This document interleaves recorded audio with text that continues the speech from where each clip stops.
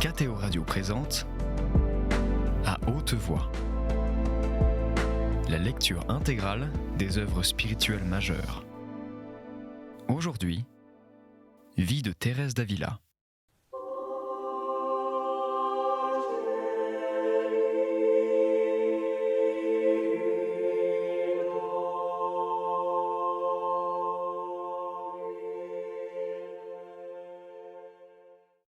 Chapitre 19. Elle continue le même sujet et commence à expliquer les effets que ce degré de raison produit dans l'âme. Elle exhorte vivement à ne point retourner en arrière et à ne point abandonner l'oraison, alors même que ses faveurs seraient suivies de chute. Elle montre les dangers qu'il y aurait à ne pas suivre ce conseil. Cette doctrine est très importante et sera d'une grande consolation pour les faibles et les pécheurs. L'âme sort de cette oraison et de cette union, toute remplie d'une extrême tendresse pour Dieu. Elle voudrait se consumer, non de peine, mais de la suavité même des larmes qu'elle répand. Elle s'en trouve inondée, sans les avoir senties couler, sans savoir ni quand ni comment elle les a répandues. Sa joie est extrême quand elle voit cette eau calmer l'impétuosité du feu qui la consume et l'augmenter encore. Cela semble de l'arabe, et cependant, il en est vraiment ainsi. Il m'est arrivé parfois dans ce degré de raison de me trouver tellement hors de moi que je ne savais si cette gloire, dont je me sentais en possession au-dedans de moi, était un songe ou une réalité. Je me trouvais tout inondée de ces larmes. Elles coulaient sans douleur et avec tant d'impétuosité et de rapidité qu'elles semblaient répandues par cette nuée du ciel. Je reconnaissais alors que ce n'avait pas été un songe. Cet effet se produisit dans les commencements, quand cette oraison durait peu de temps. L'âme se sent animée d'un très grand courage. Si on venait alors à la mettre en pièces pour la cause de Dieu, elle en éprouverait la consolation la plus vive. C'est pour elle l'heure des promesses, des déterminations héroïques, des désirs ardents. Elle commence à avoir l'horreur du monde et une vue très claire de sa vanité. Elle retire des avantages beaucoup plus nombreux et beaucoup plus élevés de cette oraison que des précédentes. Et son humilité est devenue plus profonde. Elle voit en effet très bien qu'une faveur aussi excessive et aussi grandiose n'est point due à une diligence de sa part et qu'elle n'a rien fait soit pour la tirer, soit pour la conserver. Son indignité apparaît évidente, comme, dans un appartement où le soleil donne en plein, il n'est aucune toile d'araignée qui puisse demeurer cachée. Elle découvre la profondeur de sa misère. Elle est tellement éloignée de la vaine gloire qu'il lui semble impossible d'en avoir. C'est de ses propres yeux qu'elle a vu son peu de pouvoir, ou plutôt son incapacité absolue. Car alors, elle n'a pour ainsi dire point fourni de consentement. Mais il semble qu'on a fermé, malgré elle, la porte à tous les sens pour qu'elle puisse jouir plus parfaitement de son Dieu. Elle se trouve seule avec lui. Et qu'a-t-elle à faire, si ce n'est de l'aimer? Et il n'y a pas à lui en tenir grand compte, car elle ne voit ni n'entend plus, si ce n'est au prix des plus grands efforts. Sa vie passée et la grande miséricorde de Dieu se présentent ensuite à elle dans toute la vérité, et cela sans que son entendement soit obligé d'aller à la poursuite de considérations, car il trouve alors tout préparé ce qu'il doit comprendre et ce qui doit faire son aliment. Elle voit que par elle-même elle mérite l'enfer, et qu'on la châtie avec de la gloire. Elle se consume dans les louanges de Dieu, et c'est ce que je voudrais faire à l'heure présente. Soyez bénis, ô mon Dieu, qui de ce bourbier si infect de mon âme avez fait une eau si limpide, destinée à votre table. Soyez loués, ô vous, ô délices des anges, qui daignez élever de la sorte un ver de terre aussi vil. Ces avantages spirituels demeurent quelque temps dans l'âme. Comme elle comprend clairement que les fruits de son jardin ne viennent pas d'elle-même, elle peut désormais commencer à en faire part aux autres, sans s'appauvrir. Elle donne déjà des signes qu'elle possède des trésors célestes. Elle brûle du désir de les distribuer, et elle supplie le Seigneur de ne pas la laisser seule dans une telle abondance. Elle procure le bien spirituel du prochain, presque à son insu, et sans rien faire par elle-même dans ce but.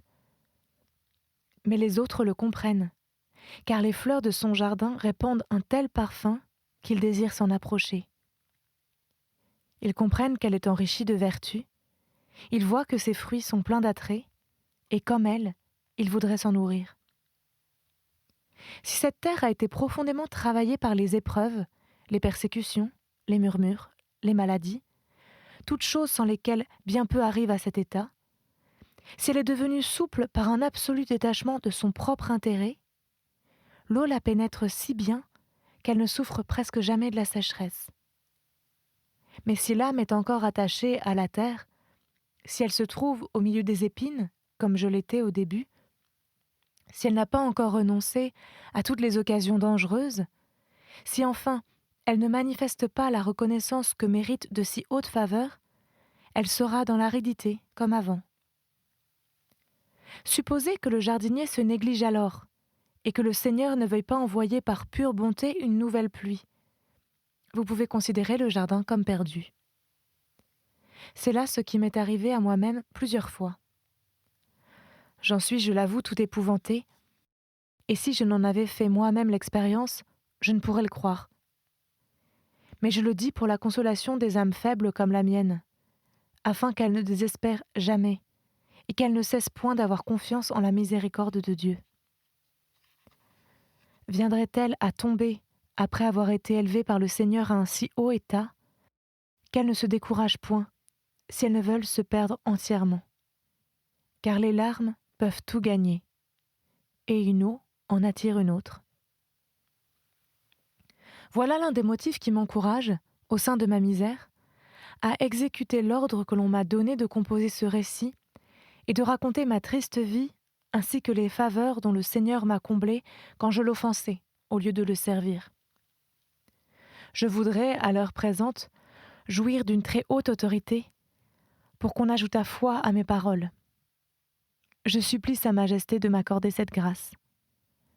Je le répète donc, que nul de ceux qui ont commencé à faire oraison ne se décourage jamais en disant « Si je commets encore des fautes, il est pire pour moi de continuer cet exercice de l'oraison. » Et moi, je pense que le pire, c'est d'abandonner l'oraison et de ne point se corriger. Mais si on ne l'abandonne pas, on peut m'en croire, elle nous conduira au port de la lumière. Le démon m'a tendu ici le plus insidieux des pièges. Je souffris tant à la pensée que j'étais bien peu humble de faire oraison lorsque j'étais si mauvaise que, je le répète, j'abandonnai cet exercice 1 an et demi, ou au moins 1 an, car pour les autres 6 mois, je ne m'en souviens pas bien. Il n'en fallait pas davantage, comme cela a eu lieu, pour me mettre moi-même en enfer, sans qu'il fût besoin des démons pour m'y précipiter. Ô mon Dieu, quel aveuglement profond! Et comme le démon atteint bien son but quand il dirige tous ses efforts pour nous faire abandonner ce saint exercice. Il sait bien, le traître, qu'une âme qui persévère dans l'oraison est perdue pour lui. Il n'ignore pas que les chutes où il l'entraîne serviront ensuite, grâce à l'infinie bonté, à lui donner un plus grand élan au service de Dieu. Il a donc quelque intérêt à la détourner de l'oraison.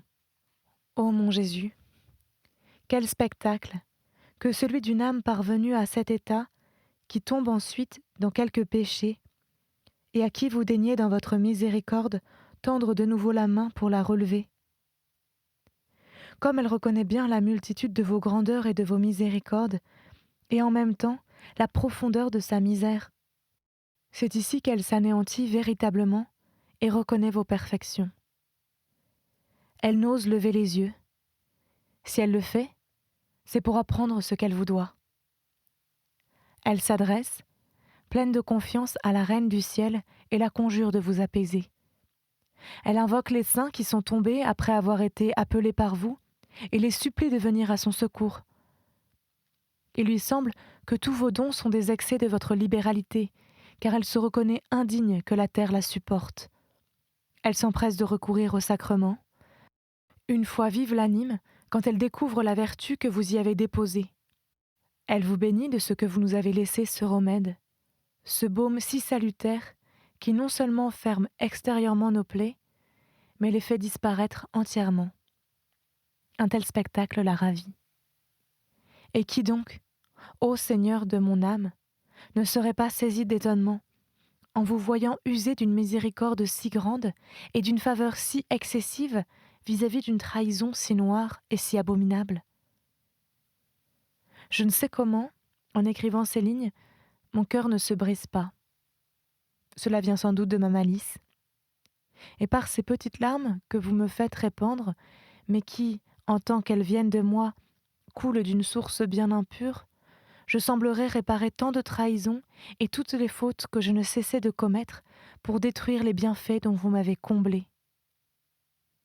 Donnez vous-même, ô mon Dieu, de la valeur à ces larmes. Purifiez une eau si trouble, ne serait-ce que pour préserver les autres de la tentation où je me suis trouvée, de porter des jugements sur votre conduite. Je disais en moi-même, pourquoi, ô mon Dieu, ne favorisez-vous pas des personnes très saintes qui ont toujours travaillé à vous servir fidèlement, qui vous sont consacrées dès l'enfance et qui sont de vraies religieuses, tandis que moi, je n'en ai que le nom. Et cependant, je voyais que vous ne leur accordiez pas les mêmes grâces qu'à moi. Je le comprends, ô mon bien. Vous attendiez pour leur donner toute la récompense en une fois. Faible comme je le suis, j'avais besoin de ces grâces. Mais ces âmes, généreuses comme elles le sont, vous servent sans un pareil soutien, et vous les traitez comme des personnes fortes et désintéressées. Toutefois, ô mon Dieu, vous le savez, un cri de mon cœur s'élevait souvent vers vous pour excuser les personnes qui murmuraient contre moi. À mon avis, elles n'étaient que trop fondées à le faire. Cela avait lieu, ô mon Dieu, lorsque vous me souteniez dans votre bonté pour que je ne vous offense plus autant et que je me tenais à l'écart de tout ce qui me semblait devoir vous contrister. Aussitôt, Seigneur, vous avez commencé à ouvrir vos trésors à votre servante. Vous n'attendiez, ce semble, qu'un peu de bonne volonté et de disposition à le recevoir, puisque vous avez mis tant de promptitude non seulement à me les donner, mais à vouloir faire connaître que vous me les accordiez. À peine, en effet, en eut-on connaissance, que l'on commença à avoir bonne opinion de celle dont la profonde malice, si transparente pourtant, n'était pas bien connue de tous. Mais d'un autre côté, commencèrent aussitôt les murmures et les persécutions. Et, à mon avis, on avait grandement raison. Aussi, je n'avais de rancune contre personne, mais je vous suppliais d'avoir égard aux motifs qui les guidaient. On disait que je voulais passer pour une sainte et que j'inventais des nouveautés, quand j'étais encore bien loin d'accomplir même ma règle en entier et de marcher sur les traces des religieuses si bonnes et si saintes du monastère. Pour moi, je le reconnais, je ne parviendrai jamais à leur perfection, si Dieu dans sa bonté ne fait tout lui-même. Je n'étais bonne en effet qu'à détruire les coutumes édifiantes pour leur en substituer d'autres qui ne l'étaient pas. Du moins, je faisais mon possible pour les introduire, car pour le mal, mon pouvoir était grand. Aussi, on n'était nullement coupable de me condamner. Je parle ici non seulement des religieuses, mais encore des personnes du dehors. Elles me découvraient mes vérités, parce que vous le permettiez ainsi, ô mon Dieu. J'étais parfois tourmentée de cette tentation dont j'ai parlé, quand un jour, en récitant les heures, j'arrive à ce verset. Vous êtes juste, ô mon Dieu, et vos jugements sont équitables. Je me mis à considérer combien cette parole est véritable. Car sur ce point, le démon n'a jamais pu, par ses tentations, me faire douter que vous, ô mon Dieu, vous ne fussiez la source de tous les biens. Jamais non plus, il n'a pu me faire chanceler sur une seule vérité de la foi. Au contraire, plus ces vérités dépassaient l'ordre naturel, et plus ma foi était vive. Ma dévotion même en devenait plus grande. En considérant, ô mon Dieu, que vous êtes tout-puissant, j'embrassais d'avance toutes les merveilles que vous pourriez accomplir. Je le répète, je n'ai jamais eu le moindre doute sur la foi. Je considérais donc comment vous refusiez dans votre justice, ô mon Dieu, à un grand nombre de religieuses qui, je l'ai dit, étaient vos servantes très fidèles, les délices et les faveurs dont vous m'aviez comblée malgré mon indignité.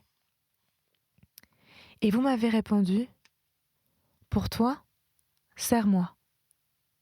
Et ne t'occupe point de cela. » Ce fut la première parole que je vous entendis m'adresser. Aussi je fus toute saisie d'étonnement. Comme je dois expliquer plus tard la manière dont ces paroles se font entendre, ainsi que plusieurs autres points, je n'en dirai rien ici. Ce serait sortir de mon sujet, et je m'en suis déjà assez écartée, si je ne me trompe, car je ne sais presque plus où j'en suis de mon récit, et il ne peut en être autrement. Aussi, mon fils, vous me pardonnerez toutes ces digressions. Quand, en effet, je considère la patience dont le Seigneur a usé à mon égard, et cet état où il m'a élevé, il n'est pas étonnant que je perde le fil de mon discours et que je ne sache plus ce que j'ai à dire. Plaise au Seigneur que mes égarements soient toujours de cette nature, que Sa Majesté ne permette jamais que je puisse contrevenir tant soit peu à sa loi, que plutôt il m'anéantisse à l'instant même.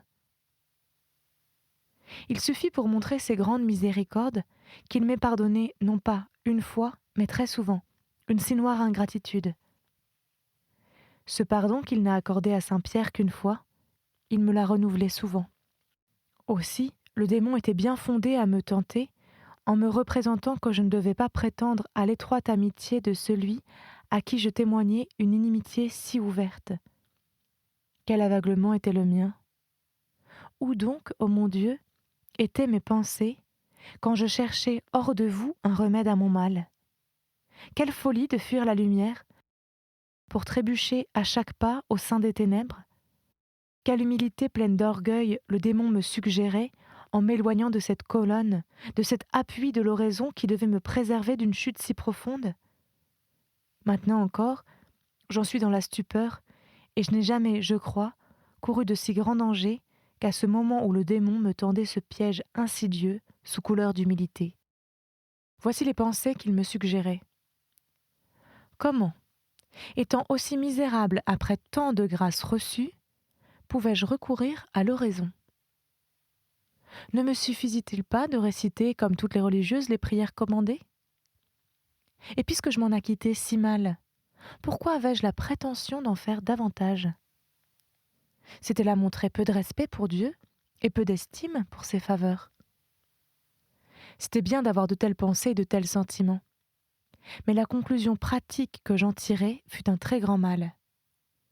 Soyez bénis, ô Seigneur, ô vous qui avez daigné me secourir. C'est par là, je pense, que le démon commença à tenter Judas. Toutefois, le traître n'osait pas m'attaquer d'une manière aussi ouverte. Mais il en serait venu peu à peu à me jeter dans l'abîme où il l'avait précipité. Pour l'amour de Dieu, je supplie tous ceux qui s'adonnent à l'oraison d'y bien prendre garde. Qu'ils le sachent, durant tout le temps que j'ai cessé cet exercice, j'ai mené une vie beaucoup plus infidèle qu'auparavant. Cela montre quel remède efficace, quelle charmante humilité le démon me conseillait. De plus, mon âme était en proie aux plus grandes inquiétudes. Comment aurait-elle pu jouir de la paix? L'infortunée, elle s'éloignait de celui qui est son repos. Et sans oublier les grâces et les faveurs dont elle avait été comblée, elle voyait que tous les plaisirs de la terre ne sont qu'un objet de dégoût. Je me demande avec étonnement comment elle a pu supporter un tel état. Et si mes souvenirs sont bien fidèles, car il doit s'être écoulé plus de 21 ans depuis cette époque, j'ai toujours entretenu en moi le ferme espoir de revenir à l'oraison. Mais j'attendais pour cela que mon âme fût exempte de toute faute. Hélas, dans quelle triste voie me jetait cette confiance? Le démon allait ainsi me tromper jusqu'au jour du jugement, pour m'entraîner alors au fond des enfers. Précédemment déjà, Malgré l'oraison et les lectures où je puisais des lumières et découvrais mes infidélités, malgré les larmes dont j'importunais souvent le Seigneur, j'étais trop faible pour me soutenir. Comment donc, une fois éloignée de ces soutiens, adonnée aux passe-temps et aux occasions dangereuses, peu secondée pour le bien, et j'ose le dire, ne trouvant de secours que pour m'aider à tomber, comment pouvais-je espérer autre chose que le sort dont j'ai parlé ? Oui, certes, il a beaucoup mérité devant Dieu ce religieux de l'ordre de Saint-Dominique, homme d'une science profonde, qui m'a retiré d'un tel sommeil. Comme je crois l'avoir dit, il me fit communier tous les 15 jours. Le mal diminua. Je commençai à rentrer en moi-même, bien que je ne laissais pas de commettre encore des offenses contre Dieu. Mais comme je n'avais pas perdu la route, j'y marchais à petits pas, tombant, me relevant. Or, quand on ne cesse pas de marcher et d'avancer, on arrive, quoique tard, au but. À mon avis, perdre la route, ce n'est pas autre chose que laisser l'oraison. Que Dieu, dans sa bonté, daigne nous en préserver.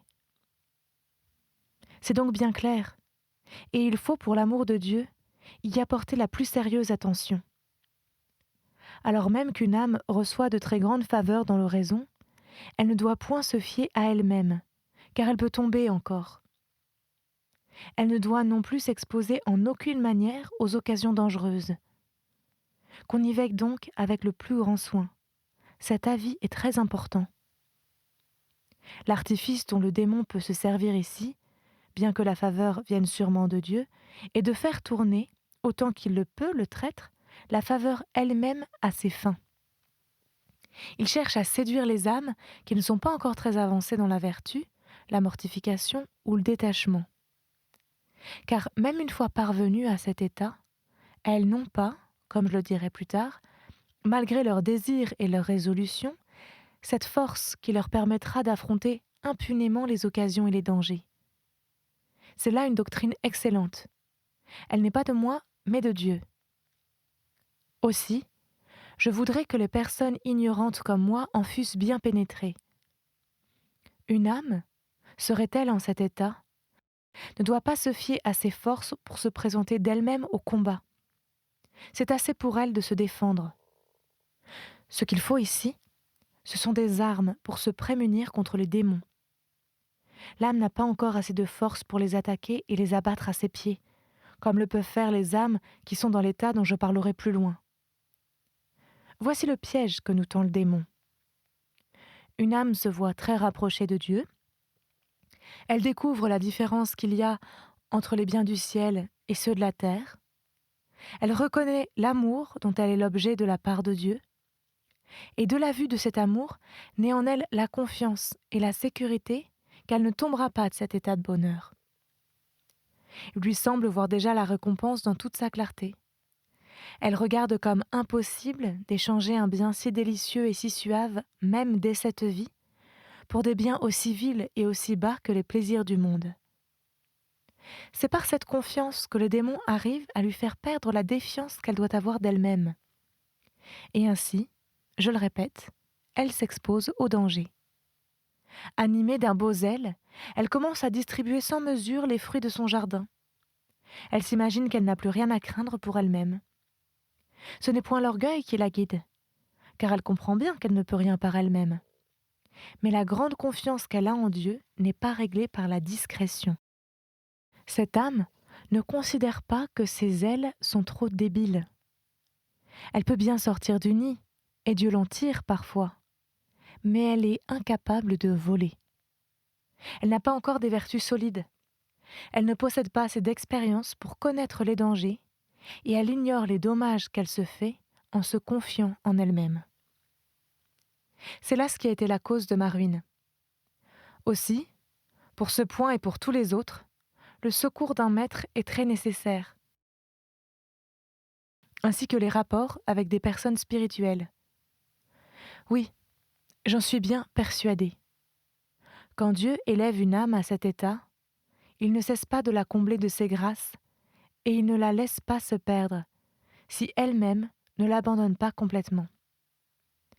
Mais si, comme je l'ai dit, elle vient à tomber, qu'elle prenne garde, pour l'amour de Dieu, qu'elle prenne garde de ne pas se laisser tromper par le démon, qui la porterait comme moi à abandonner l'oraison par fausse humilité, ainsi que je l'ai dit, et voudrait le redire souvent. Qu'elle se confie en la bonté de Dieu, qui surpasse tout le mal que nous pouvons commettre. Si nous voulons revenir à son amitié par une humble connaissance de nous-mêmes, il oublie nos ingratitudes. Quant aux grâces dont il nous a comblés, elles ne sont pas un motif pour qu'il nous châtie d'y avoir été infidèles. Elles l'inclinent au contraire à nous accorder plus promptement le pardon.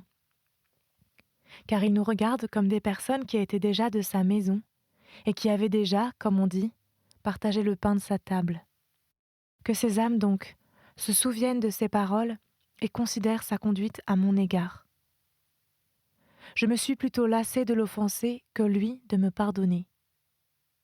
Jamais il ne se fatigue de donner, et le trésor de ses miséricordes ne peut s'épuiser. Ne nous lassons donc point de les recevoir.